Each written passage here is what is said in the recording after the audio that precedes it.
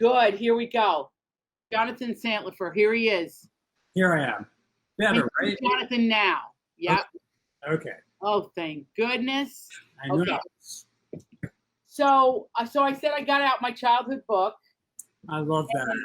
I just love how you told this story. I think you are masterful.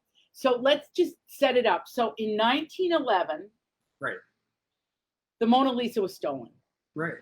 And for years and years and years, people thought the one that they would go see at the Louvre was a fake, right? There was a whole intrigue around that. Well, no, let me say this. First of all, Mona Lisa was, it was a known painting. It was Leonardo, and he only made 15 paintings, so it was a big deal. But it didn't get really famous until after the theft. The theft, there was a media frenzy. People came to the museum to look at the blank wall. It was completely crazy. So that really helped the mythology of that painting. So, but nothing I like better than finding the seeds of truth and then turning it into this story. So I wanted to say I had a great time writing this book, but that's probably a lie because, some of it's torture and it took a long time, but I kind of, I sort of love the characters in the book, and the fact of mixing fact and fiction was so much fun, and, the whole art thing. So and Jonathan, it's a very sexy story because you do something where, you connect things. So the original theft in 1911, you make an ancestor. Victor Perugia is an ancestor of the original. Peroni. Listen, see, I got it. I know. So Luke is a descendant of Victor, who's the thief. Yeah. And then you bring to this wonderful. The women in it, I just thought they were great. Oh, I'm so glad to hear that. Because I don't know. That weird thing, because you have 20 books, Adriana. Yeah. I was recently reading Tony's Wife. By the way, I'm diverging because big band and that music and that era. There's nothing I like better in a book than to, go into the past, into a world. So that's what I tried to do in this. The book goes back and forth between Paris in 1911 and that world that I created for Perugia, and his wonderful love, Simone, So I kind of felt like a beautiful love affair. And listen, I like the characters like Alexandra. I just like these women. Yeah, well, I kind of felt like Vincent and Simone in the past were kind of like Luke and Alec in the present. I had this whole idea of them kind of relating to each other over time. And I don't know. I mean, the women, my first few books were written not from the point of view, they were in the third person, but it was a woman, Kate McKinnon. And, I loved Kate, but I don't know. I was talking to a friend of mine, Megan Abbott, wonderful writer, Megan Abbott. Oh, she's wonderful. By the way, Jonathan, never have I ever seen, for out to Megan, every major real suspense and thriller. Laura Lippman, we love her. Sarah Paretsky. I mean, you're not fooling around here. And then, of course, Michael Connelly. Come on now. This is ready to be dramatized.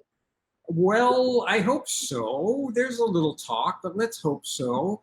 I don't know about you, Adriana, but every one of those blurbs, Michael Connelly and Laura Lippman and Megan and Sarah Paretsky, I got teary every time one of those came in because, those are our peers. Those are our great writers in my world, particularly. And for them to endorse my book just meant so much to me, Jonathan, it really is when, every business changes over time, but literature and the book industry, this is really important to the readers.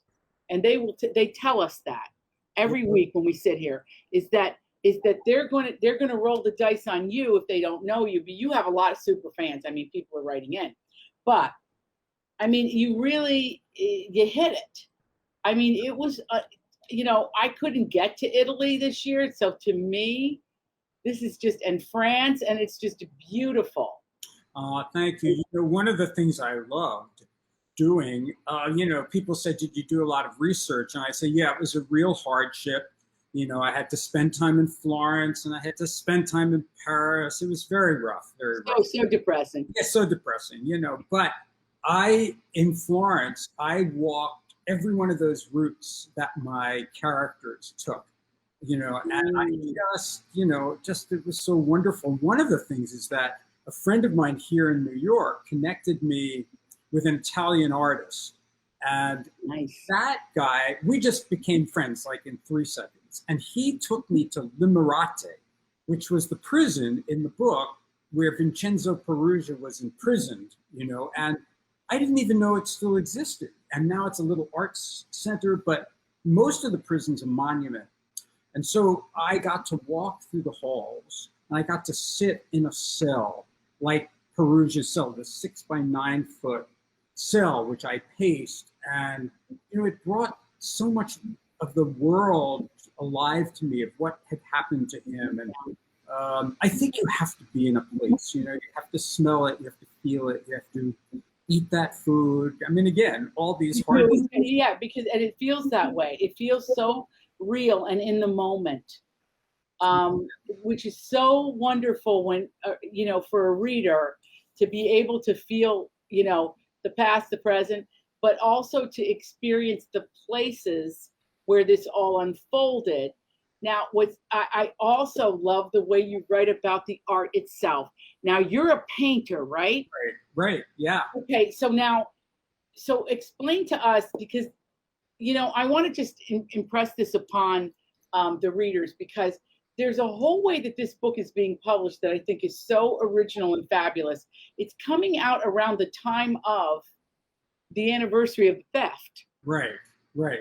Yeah. So, yeah, so we're already, you know, keyed in, right? Which I think was brilliant. But then your knowledge of how an artist paints or how an artist creates, I was one of the most delicious aspects of this novel. So tell me, you know, I know how hard it is to do this, but to do a painting, how hard is that? How hard is it to paint? Oh, let me tell you, I love painting. Painting is like the greatest thing in the world. It's physical, you have music going, you can think about a million other things. You know, I went to art school, so I was a terrible, terrible, terrible student. I only got into art school because I had a good portfolio, but it was some of the happiest moments of my life. And then I was a kind of real painter, a real artist and I put that in quotes, for a long time. And then I had this big exhibition like 20 years ago, and it opened on a Friday and burned down the next day. And they had collected 10 years of my work from museums and collectors. No way. We're going to skip over the part where I wanted to jump out the window and all that. But I started writing. And so I ended up having sort of 2 careers. But here's the thing you were asking about, I think. So when I started painting again, I started making copies of other artists' work. And I didn't do it, the reason I did it is I wanted something tangible. Do you know what I mean? After losing all that work. And then it happened that people would hire me to do that. So like collectors who had tried to buy a painting, let's say at Sotheby's, and they couldn't, you know, they dropped out at a very sad $10 million or something. So they asked me to recreate the painting. And this is something I can do. I mean, they don't give me the $10 million, by the way, just want to be clear. But so I ended up having this side hustle now for the last 20 years where I make replications or fakes. And it's pretty great. I mean, it's very, you know, and it led me to this story totally. You know, I understood. Yes, like a lot of, you probably do a lot of Monet and Renoir, right? No, oddly enough, I don't. Get out. I don't people don't ask me to do those romantic painters, which is a shame, you know? I mean, one of my specialties are the abstract expressionists. So I do de Kooning and Franz Klein, painting every single little drip, which can drive you insane, but I love it. I just finished this 15-foot mural of an American impressionist that was amazing. Took 7 months of my life, but I ended up loving it. And you know, you slip into the skin of this other artist. So I kind of understood when I was writing about, you know, the art forger in the book. I kind of understood what he must have been like. And he was a real. That's what it felt like reading it. Oh, good. I felt like right there. Good. You know, I can't write something unless I can see it in my head and I can walk through it, because I'm a kind of movie guy. You know, I grew up in the movies. I love the movies, and I have to see everything. So, yeah. So anyway, I'm a legal art forger, and it's, you know, it led me to this story that is, you know, I think in a very natural sort of way. Now everybody wants to know where they can see your art. They're getting your book and they want to know where they can see your art. Well, yeah, that's a good question. But I mean, there are places. There's Jim Kempner Gallery. He only represents my paperwork. You know, I would have set this up in my studio and you would have seen some of the forgeries I'm working on. But the problem is, we not only would have lost sound, we would have lost the picture. For some reason, my studio, I'm in a loft on the Flower Market Street. I'm not far from you, Adriana. And my studio, for some reason, is a pit where everything, you know, I don't know, it loses the internet. So, and you may notice that the back of my loft here, I have nothing on my walls because nothing. Nothing. And no, it's because I need blankness. I mean, I love art so much, but and you know, going, as you said, the art in the book, that was so, one of the great things was, you know, getting permission to go, for example, and stand, you know, in the Laurentian, I go into the Laurentian library or sit with the Michelangelos, or, oh gosh, it was all kind of great and took me back. So I'm hoping the reader feels that, you know. Oh, you totally feel it. And also I felt like I learned a lot because I've seen obviously we all go there. If we go to Paris, we see it in the Louvre, and we're, you know, it's always the most crowded thing. Yeah. You know, been there, I don't know what they think they're going to see, you know, but they're there for 2 hours looking at it, you know. Yeah, you know, the thing is, I was just going to say, what does everybody say the first time they see the Mona Lisa? They say, oh, it's so small, you know? So, you know, when there's something that's really that famous and iconic, it takes you a while to re-see it.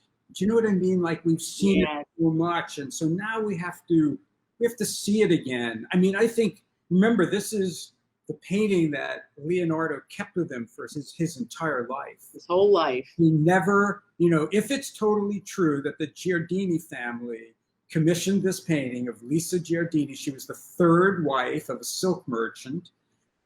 He was unlucky in love up until Lisa. His first 2 wives died, but she was much younger. They had 5 children. They had a great life, supposedly, but they never got the painting.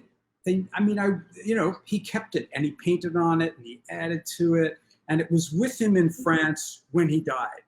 So it's kind of, you know, one painting that embodies this whole history, and Leonardo and the Renaissance and this vision of beauty that we have, you know, and I made lots of drawings and stuff from that I should have had ready to hold up here, but I didn't think, you know, and it doesn't. Jonathan, you are enough. This book is enough. The readers love you already. They're all ordering it. They're getting it.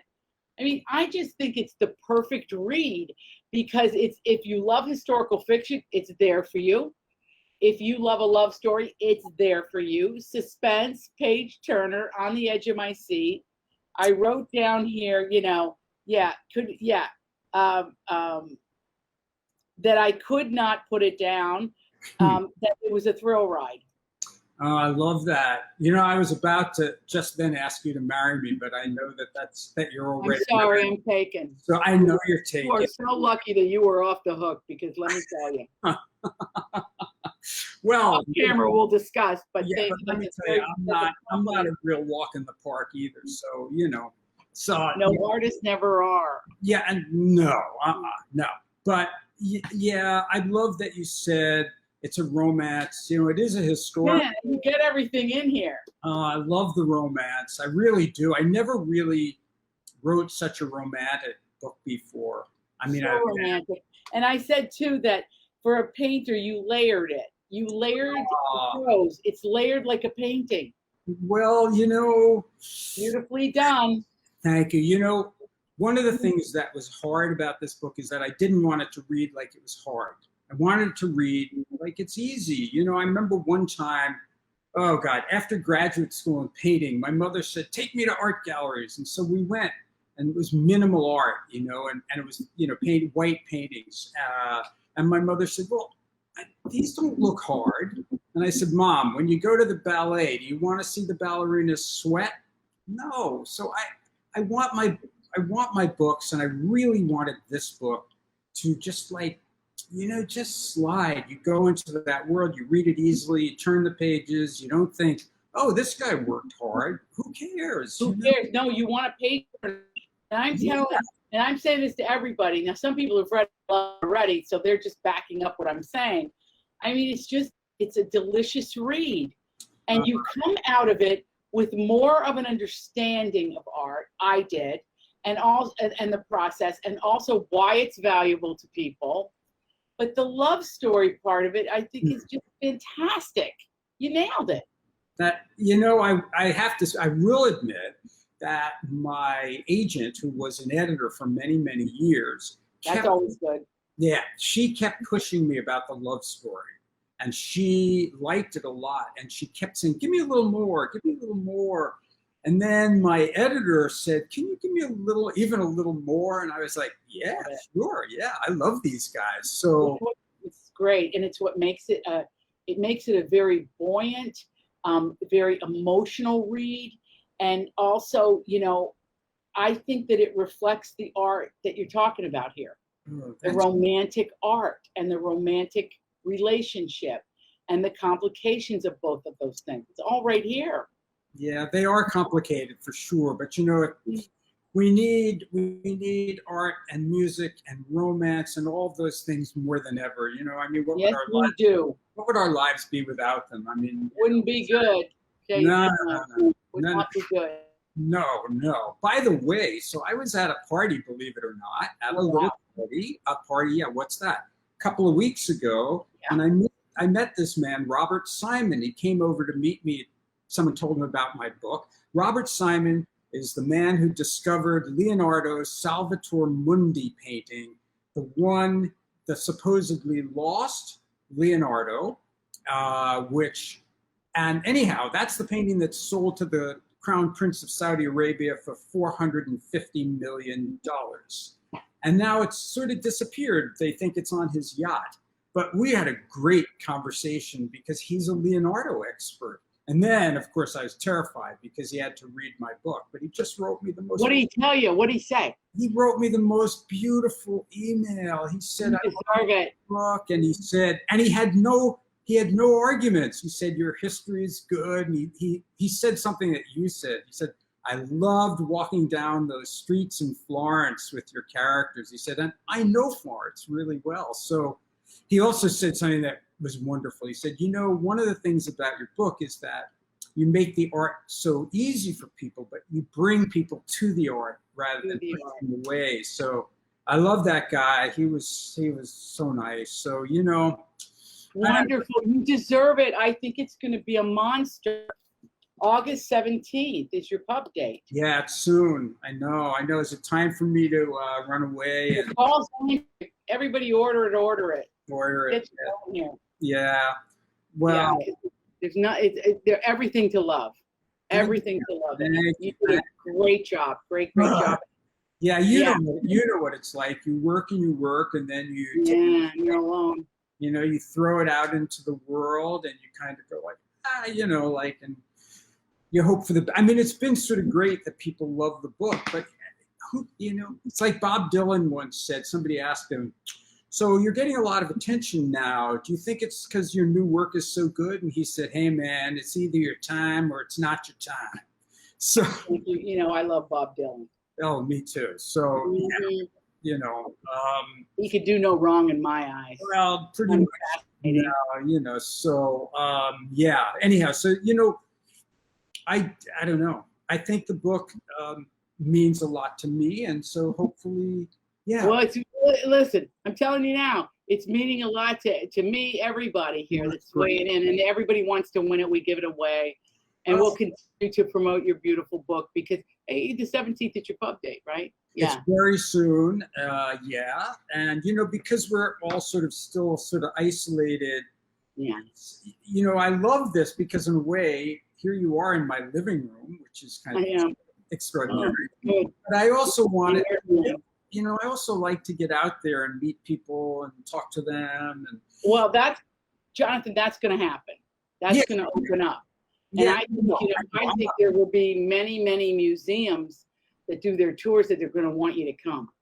I mean, there's a lot of that happening. I'm happy. I would be happy. It would be incredible. And I think it will happen. It will happen. Because I see book clubs are picking you now. Yeah. And this beautiful Joanne Mass Silverman says, this is your time. Joanne Mass and I went to high school together. Hi, all Joanne. right, we love Joanne already. And Robin, this is coming from a, now it's not, her name is Kavarzadji, such a fascinating author, a must-have for sure from Linda Fox. I mean, they love you. They love you. So nice. So we wish you the best of luck with it. Thank you. Come on. Thank you. Loved it. Thank you so much. All righty, you take care now. Now you can go have dinner. Yeah, thanks. You too. How do you do this? All righty, take care, my friend. Jonathan Santlofer. Oh my gosh, the last Mona Lisa. Everybody's getting it. Get it. I mean, you'll love every page of this book. It's that good.